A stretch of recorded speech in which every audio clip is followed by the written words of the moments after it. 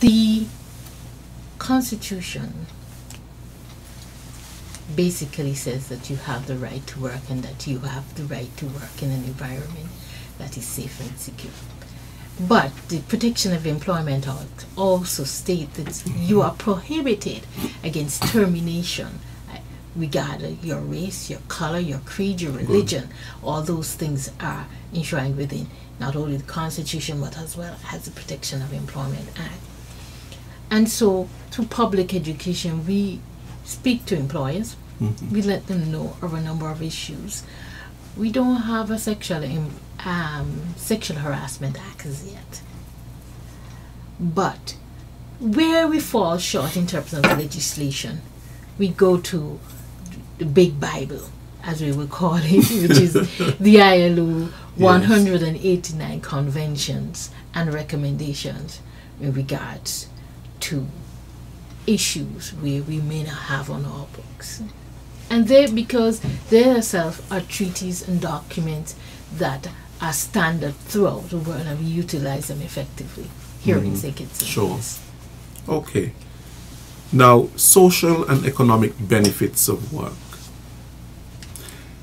I started by saying that work or human labor, because we have come a long way from slavery, chattel slavery, where slaves were basically seen and had no other importance rather than furthering some sort of economic ends.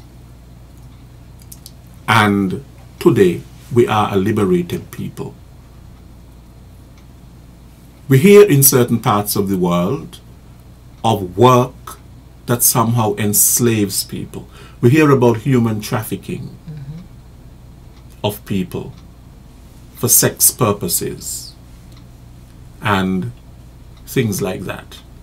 Some work is looked at as being very, very degrading and demoralizing to the human person, which can be tantamount to a sort of, enslavement.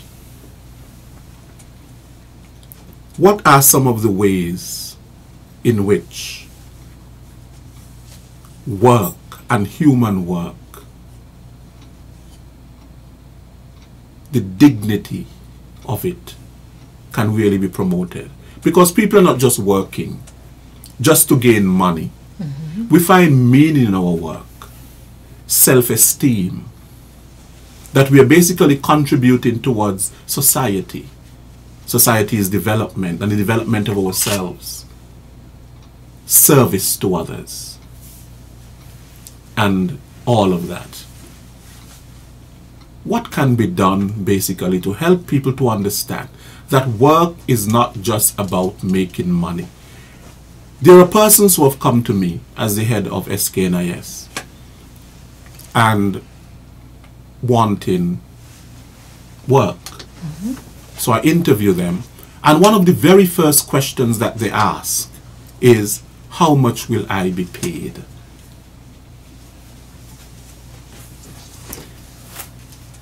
Work is decent work. Work must be decent work. Decent work ensures that a person may be satisfied in their job. Decent work ensures that they are working in an environment where they are safe and healthy, and not just healthy in terms of ensuring that the air quality. Recently we find what is a lot of what is called psychosocial risk, which has to do with stress. They will be able to comfortably work in an environment that is not stressful to their health. Decent work ensures that they are enumerated according to their skill set.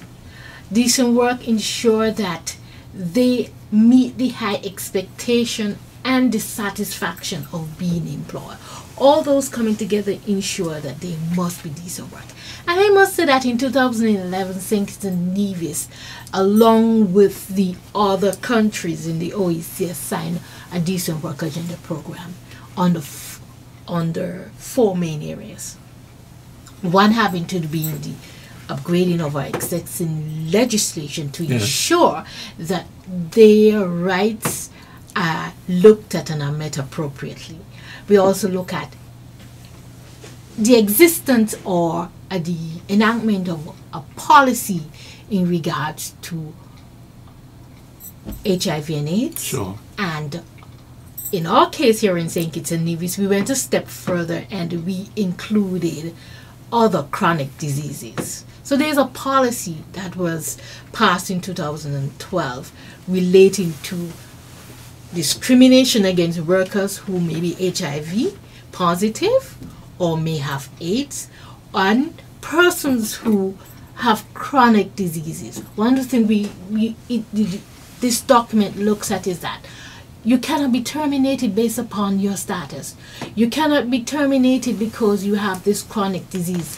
An employer must ensure that they find reasonable accommodation to ensure that this worker is kept, because when you have a chronic disease, the medication, constant visit to the doctor, and so they must have some sort of employment to ensure that they can remain healthy and productive in the workplace. So we also look at the LMIS, which is the Labor Market Information System. And this document is not just a document, it's a series of network systems where government, employers, employees, tertiary tertiary institutions as well as the Social Security coming together to input data that will determine trends in the world of work. Sure. Also help investors looking into St. Kitts and Nevis to determine what skill sets we may have. And so in 2013 we, through the assistance of the ILO, sought to train the workers, and there was a system put in place. That system has become obsolete because the ILO has passed that over to CARICOM. And so we're right now working with CARICOM to, at the end of 2017, implement the LMIS system within St. Kitts and Nevis. Okay. And the fourth part of this document looks at social dialogue and social protection. A worker often worked for X amount of years must be able to comfortably retire, and retire with able to receive a pension or receive some sort of gratuitous payment. And we see here in St. Kitts and Nevis that we have the LSG, which takes into consideration. So that was part of the Decent Work Agenda program that we have seen materialize. And social dialogue, where we come together with employers and with the workers' representatives to look at all these things that affect the world of work and ensure that as a tripartite constituent we can sit at a table to ensure that there is decent work. Okay. Now, Ms. James, we're having a very interesting conversation, but we have to go to the phone lines and to listen to the people. I'm sure that there are many who are listening who do have questions, and of course every week we welcome your calls, we welcome your questions, we welcome your suggestions and your comments. One thing that we ask is that you're respectful in doing so. And so we are going to open the lines. The numbers to call are the local number 465-2555, that is 465-2555, and the overseas number is 1-718-577-2916. 1-718-577-2916. We welcome your calls.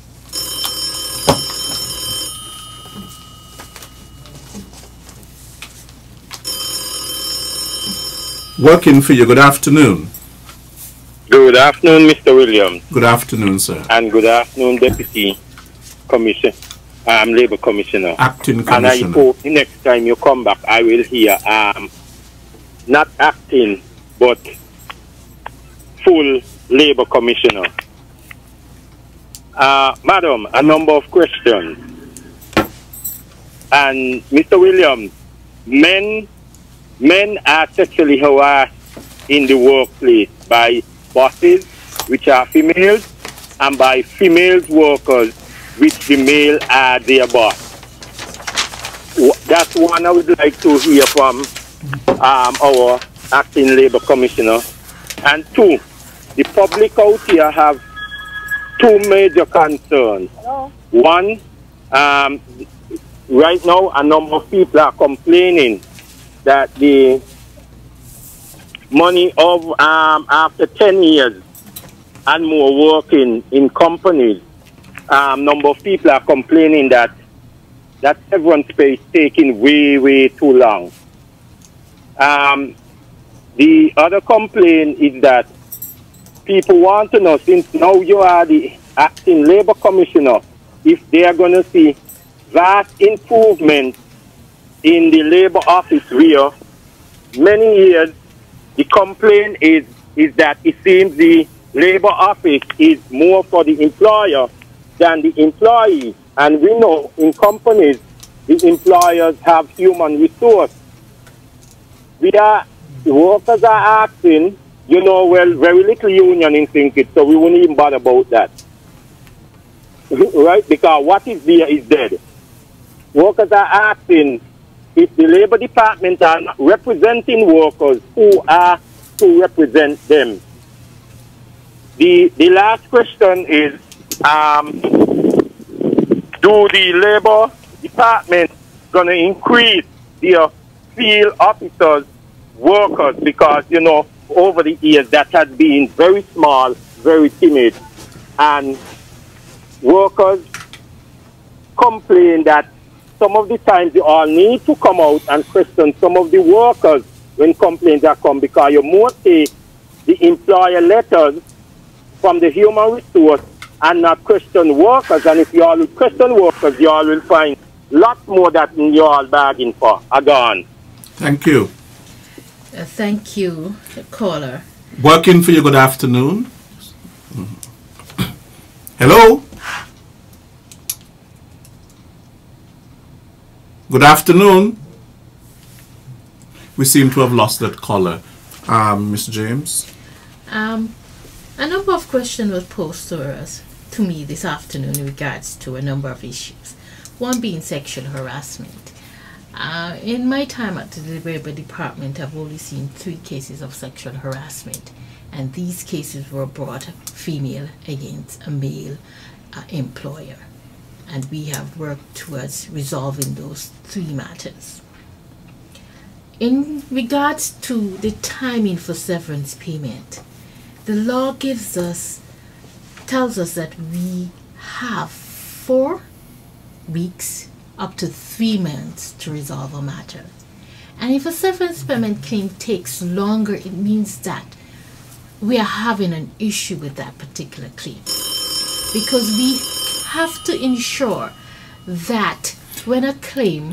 We have someone on the line, so we'll take this call. Okay. Working for you, good afternoon. Yeah, good afternoon, Mr. Williams. Good afternoon. And good afternoon, Miss Acting Labour Commissioner. Good afternoon. Good program as usual. I get a lot of information. Now, I have a question to ask here. Now, suppose I working and it's time for me to get my redundancy money, and they refuse to pay me, and I go to whosoever is in charge of my workplace, and they tell me I must go to the Labour Commissioner. And I go, and the Labour Commissioner tell me, well, come back such a time. And when I go back, he tell me, come back again. And the next time I go back, he tell me that he done resign from the work. So therefore, I ain't get nothing. Is there a place that I could go and get that case there justified? Or can I take the Labour Commissioner who give me those load of arm, push off and push off? Can I take him to a higher court? That's question number 1. because something like that happened. And another thing again, there was a labor commissioner had an employee in his house working to take care of his mother as an elderly caretaker for the elderly.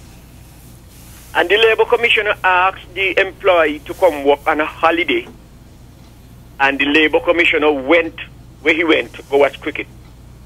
And the labor commissioner refused to pay the employee for the holiday. Up to now, ain't pay the person. And I want to know if a labor commissioner has to take an oath with the Bible when they take the job, to do the job without fear or favor. Because I find that is what you call negligence of duty. Negligence. And the first person I talk about is somebody who was supposed to get their money from the sugar workers when the first payment, redundancy money had paid out. This person went to the Prime Minister, the then Prime Minister, and he said, no, you're supposed to get your money. So the Prime Minister sent them to the Labor Commissioner, and that's when he put them off, and then he resigned. And when the money was settled down, when he feel like everybody don't get the money, he went back for the job. And up to now, the person didn't get the money. So that's my question on that. Have a good day. Okay, thank you. Thank you. Ms. James? I will continue with regards to the length of time in which severance payment is paid out. We at the Department of Labor have to ensure that every claim that comes before the Department of Labor is a valid claim, it meets the criteria of the law, and that payments are being made into the fund. And it takes some time to investigate these claims. If the claim is a very straightforward claim, it will be resolved within a 4 to 6 weeks period. But if we're having issues with regards to payment, gaps in employment, these things take some time to resolve, and so you will find that there's a length of time in which an employee might be waiting. But the law gives us up to 3 months to resolve it. If it goes over 3 months, we will call the employee and we'll let them know that we are having these difficulties in working with your claim, and seek to get the assistance as well of the employer to ensure that that person get their claim. If a claim comes in and it doesn't meet any of the criteria set out in law, we let you know by letter that you are not qualified for severance pay. The Labor Department, in terms of seeking to get more persons involved, we are hoping to increase staff. We had a number of challenges, but going forward for 2017, we hope to improve on our quality of service. We also hope to improve in terms of delivery of that service and to increase a number of the service that we do, as well as persons within the department. I hear it all the time. We are more for the employers than the employees. What the labor officers do within the department falls within the remit of the law. We cannot interject our personal views and objective. We have to work within the scope of the law. And if that worker violates the law, there are penalties that involve, and numerous of times it resolves in either warning, letters, or termination. If you were wrongfully terminated, the department work to ensure that that person, in many cases we have sought to get persons reinstated into their job when they're wrongfully terminated. And if we look at the labor laws, we will realize that the labor laws are skewed more in favor of the worker. And why? Because in the employment contract, workers are the most vulnerable party. So the labor law is skewed more in their favor than in employers. And we hear also the case comes in, we hear it, we speak with employers, and at times If there's a deadlock, we bring both parties in. We mediate with management and with the worker to ensure that this matter is resolved and resolve that both parties leave satisfied. We do not work for employers or employees. We work to ensure that there is harmony in the workplace. And we cannot, as I said, interject our own personal views and objective. We are guided by a set of labor legislation, and that is what determines the outcome of any case coming before the Department of Labor. With regards to redundancy and sugar workers, when that was done, that was carried out by the government itself. The Labor Department assisted in terms of the investigation of the claims. And so we found at the end of it, there was a number of problems. But there was a committee set up to ensure that the workers receive this severance payment permit. And we worked along with that committee by investigating claim, and after we worked to ensure that those persons who didn't receive and did qualify receive whatever payment. I can say to that person that if you are not satisfied, perhaps you can come into the department and I can seek to see how best I can help in resolving this matter.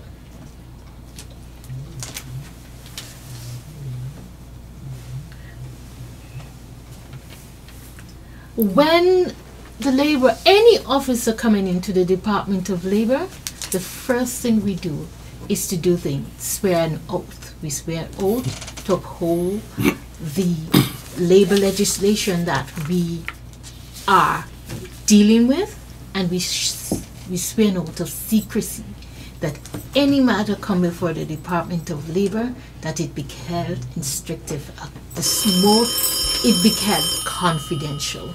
We cannot.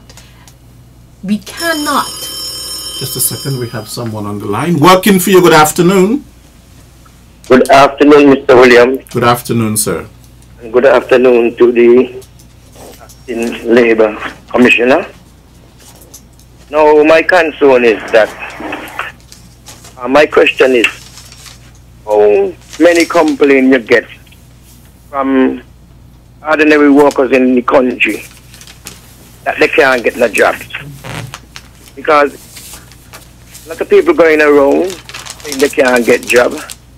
And I myself have got to tell them go to the Labor Department, because a lot of construction job over the Southeast Peninsula and over the Frigate Bay, and also around Sinkit, I see a lot of construction work going on and different things. So I want to know how many complaints you get that people can't get job. Because let me tell you something.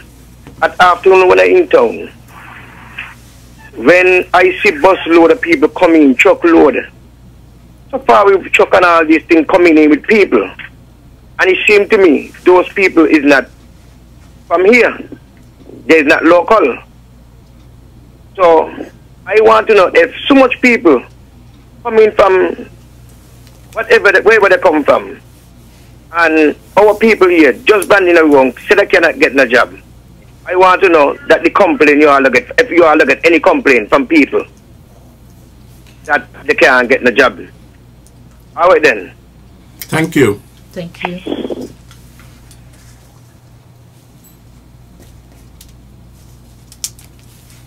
Mr. James.